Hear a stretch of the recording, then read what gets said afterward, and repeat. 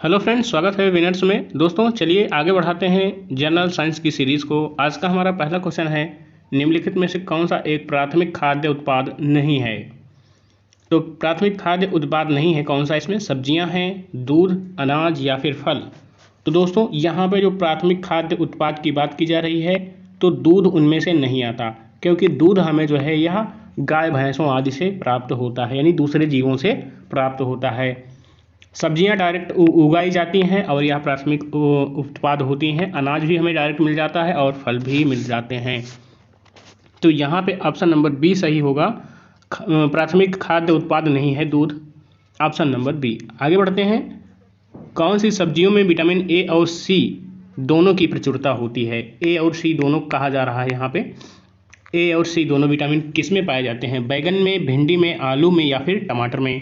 तो दोस्तों जो टमाटर होता है, टमाटर में हमें ए और बी, ए और विटामिन सी दोनों देखने को मिलते हैं। ए और सी दोनों देखने को मिलते हैं। ए का नाम क्या होता है? ए का नाम होता है रेटिनॉल होता है और सी का नाम होता है स्कारबिक एसिड। तो ये दोनों प्रचुर मात्रा में पाए जाते हैं टमाटर में। आगे बढ़ते हैं। नेक्स्ट क्वेश्चन है, बैक्टीरिया यानी जीवाणु के खिलाफ मानव शरीर में निम्नलिखित में से कौन से तत्व होते हैं जो रक्षा करते हैं बैक्टीरिया से? हीमोग्लोबिन्स होते हैं, फागोसाइट्स होते हैं या फिर आरबीसीज कोशिकाएं होती हैं या फिर रक्त प्लेटलेट्स होती हैं। तो दोस्तों यहाँ पे जो फागोसाइट्स देखने को मिल रहे हैं आपको, ये जो है बैक्टीरिया से लड़ने में हमारे शरीर में मदद करते हैं। तो यहाँ पे ऑप्शन नंबर बी सही हो जाएगा। फागोसाइट्स जो है बैक्टीरिया से हमारी हेल्प करते हैं। हीमोग्लोबिन का कार्य होता है कि यह रक्त में ऑक्सीजन का परिवहन करे और लाल रक्त कोशिकाएं जो है, लाल रक्त कोशिकाओं में ही हीमोग्लोबिन पाया जाता है। तो फिलहाल यहाँ पे ऑप्शन नंबर बी सही होगा। फागोसाइट्स जो है यह बैक्टीरिया के खिलाफ जो है लड़ता है मानव शरीर के भीतर। आगे बढ़ते हैं। नेक्स्ट क्वेश्चन है, निम्नलिखित में से कौन सी तंत्रिका आँखों से कानों तक जुड़ी होती है, यानी आँखों और कानों दोनों का नियंत्रण करती है? कौन सी तंत्रिका है यहाँ पे? सेरेब्रम है, सेरेबेलम है, मेडुला है या फिर रीढ़ की हड्डी है?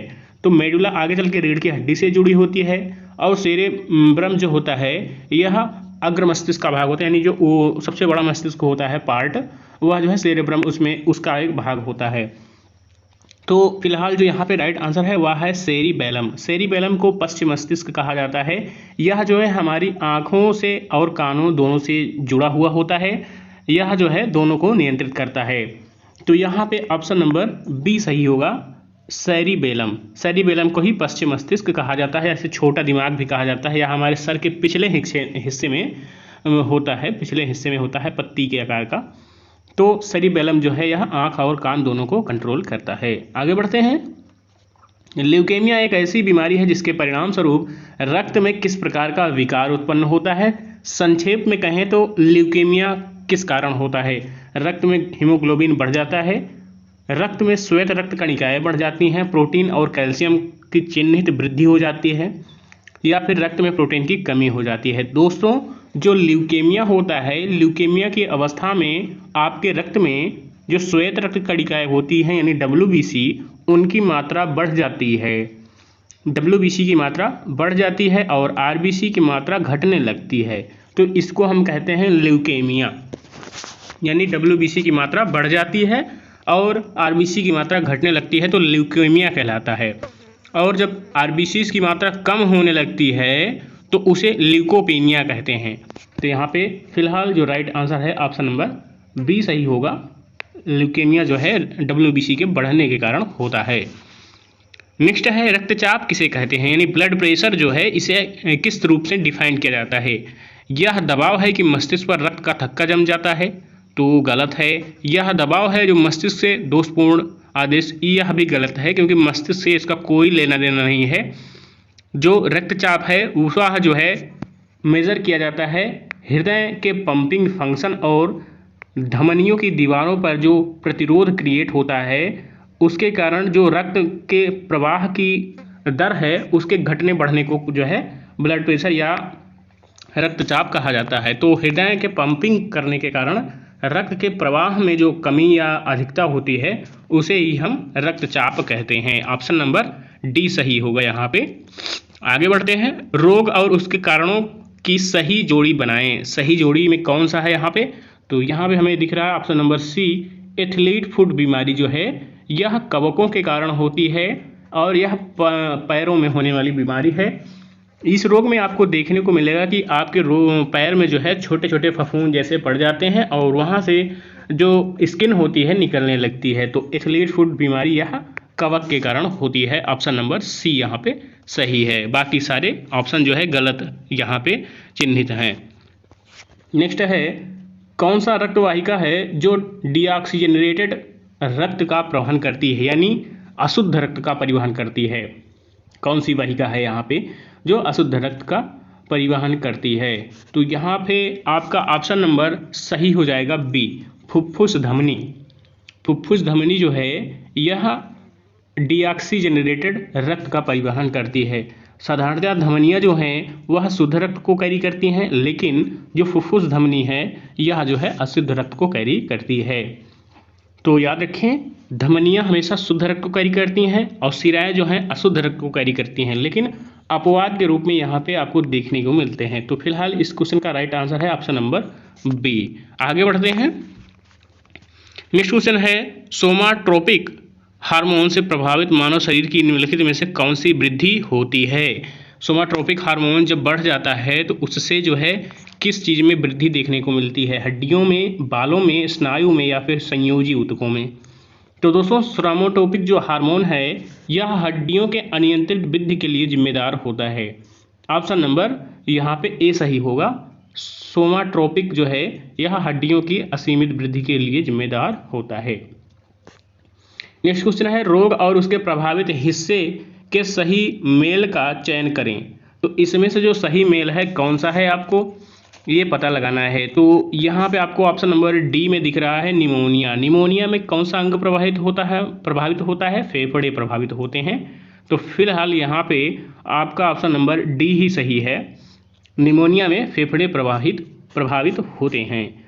आगे देखते हैं, हवा में निम्नलिखित में से जो हवा के माध्यम से जो बुखार फैलता है, जिसे आप जो है इन्फेक्शन, बुखार का इन्फेक्शन या फ्लू कहते हैं कुछ भी, तो वह किसके कारण फैलता है?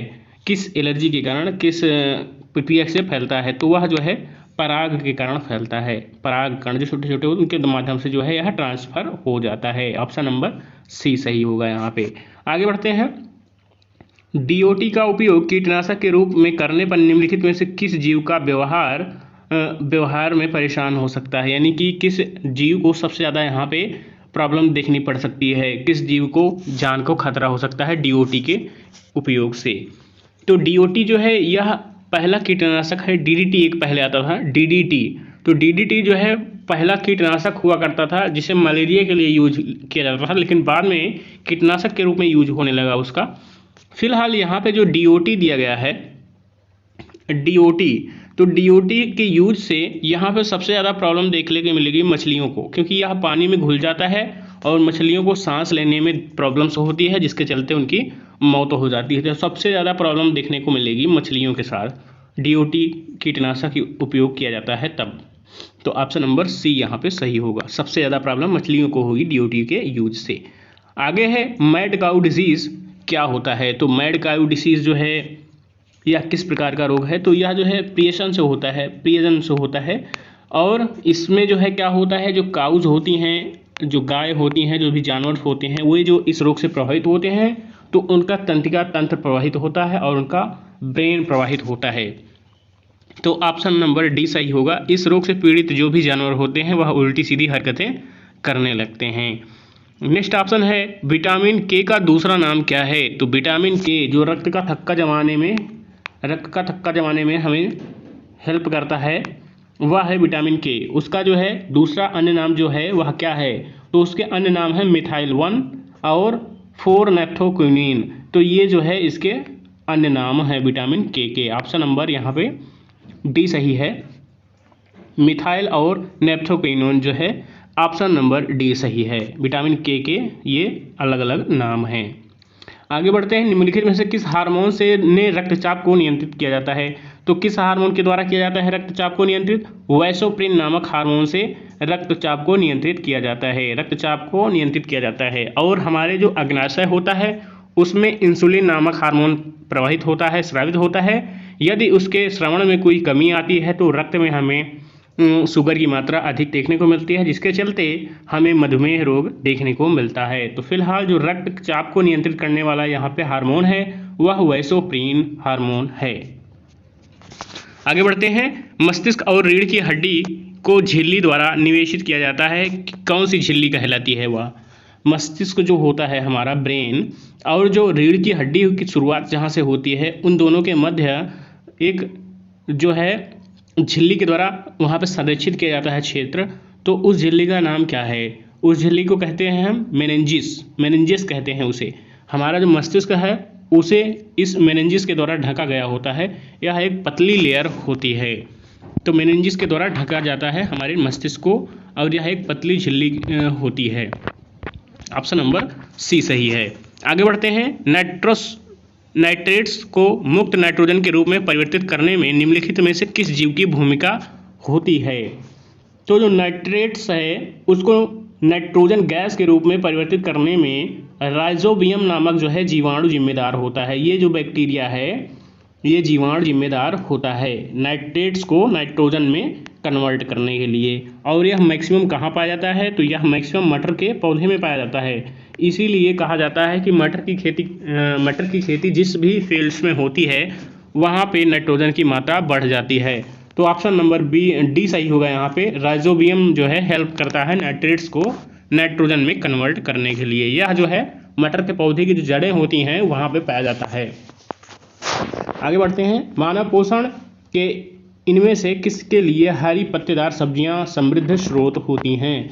हरे पत्तेदार सब्जियां जो होती हैं वह किसका समृद्ध स्रोत होती हैं? विटामिन ए, B2 या फिर विटामिन ई का? तो फ्रेंड्स जो हरी पत्तेदार सब्जियां होती हैं उनमें विटामिन ए, B2 और विटामिन ई तीनों पाए जाते हैं। तो ऑप्शन नंबर डी सही होगा यहाँ पे। नेक्स्ट क्वेश्चन है, जैविक सिद्धांतों या कानूनों और वैज्ञानिकों के सही मेल का चयन करें। तो जो वैज्ञानिक हुए उन्होंने कौन से सिद्धांत दिए हैं उनका सही मिलान करना है। तो यहाँ पे आपको दिख रहा है ऑप्शन नंबर सी में प्रकृति चयन के सिद्धांत यानी प्रकृति वर्ण का सिद्धांत जो दिया था वह दिया गया था मेंडल के द्वारा। मेंडल के 3 नियम दिए गए थे, तो उनमें से जो था एक प्रकृति चयन का सिद्धांत था, तो यह मेंडल के द्वारा दिया गया था। ऑप्शन नंबर सी सही है यहाँ पे। आगे बढ़ते हैं। निम्नलिखित में से कौन सा विटामिन सी का सबसे अमीर स्रोत है, यानी सबसे ज़्यादा जो है इन ऑप्शनों में सबसे ज़्यादा पाया जाता है उनमें? तो अमरूद में, अनानास में, ऑरेंज में या फिर टमाटर में?